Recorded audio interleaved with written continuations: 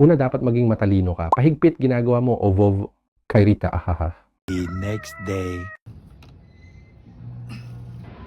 Second chance. Ito na ang update. Kakaliwa daw. So yung kaliwa ko dito. Kanan ko.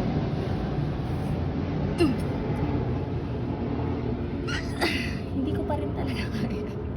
Sa mga nagagalit dyan. Ouch. Okay. Kaliwa na yan ha. Kaliwa daw, kaliwa.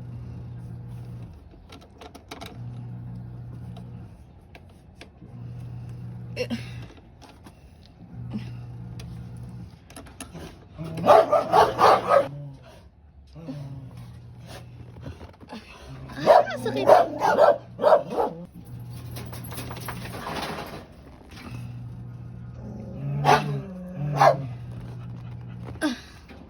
Ang hirap eh. Hindi ko talaga kaya.